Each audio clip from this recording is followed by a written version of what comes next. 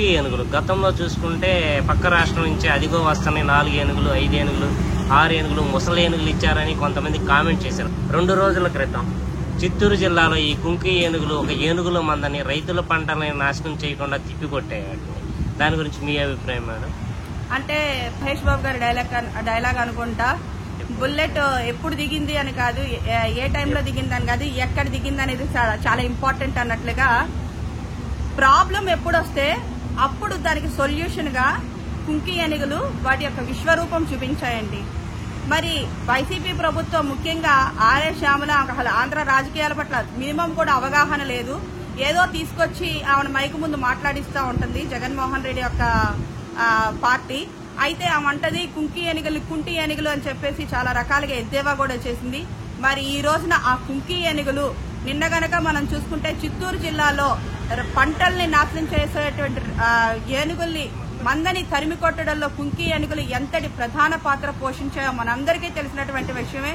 మరి వీటన్నిటినీ కూడా కళ్లు తెరుచుకుని చూస్తే కొంచెం ఈ జగన్మోహన్ రెడ్డి పార్టీకి అర్థమవుతుంది.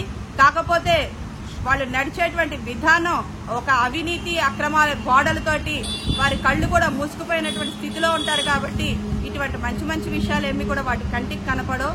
కాకపోతే ప్రజలందరూ కూడా గమనిస్తున్నారండి.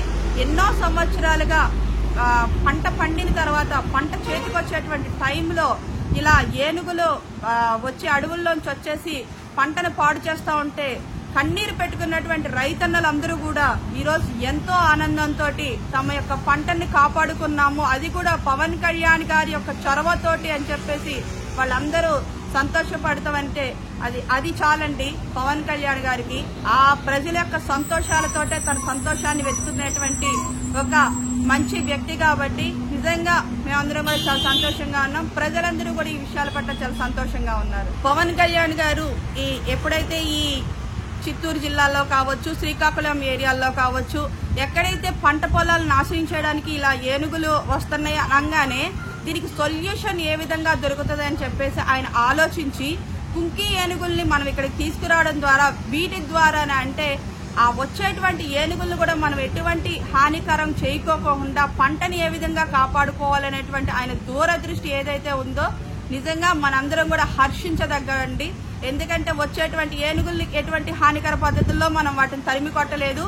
శిక్షణ పొందినటువంటి కుంకి ఏనుగుల ద్వారా మాత్రమే వాటిని మనం ఏనుగుల్ని దారి మళ్లించి ఇటు మన పంటని కాపాడుకున్నాము, అటు ఎవరైతే దాడికి వచ్చినటువంటి ఏనుగుల్ని కూడా మనం ఎటువంటి హాని కల్పించలేదు.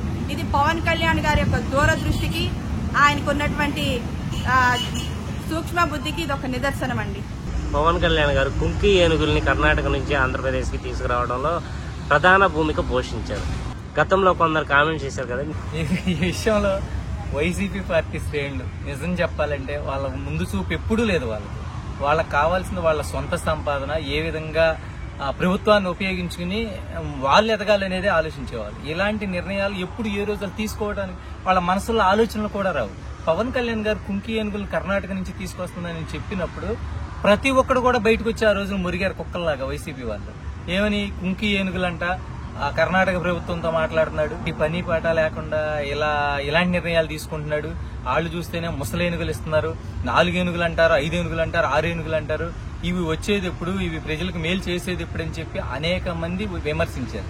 కానీ ఈ రోజున మనం ప్రత్యక్షంగా చూసాం చిత్తూరు జిల్లాలో మొన్న ఆ ఏనుగులు గుంపుని చెదరగొట్టినవా లేదా? ఇదేమన్నా అబద్ధమా? పోని రాష్ట్రం మొత్తం మీడియాలో చూశారు కదా. పవన్ కళ్యాణ్ గారి నిర్ణయాలన్నీ కూడా ప్రజలకు ఉపయోగించే విధంగా ఉంటాయి, దూరదృష్టితో ఆయన నిర్ణయాలు తీసుకుంటారని చెప్పడానికి ఇదే ప్రత్యక్ష ఉదాహరణ అండి.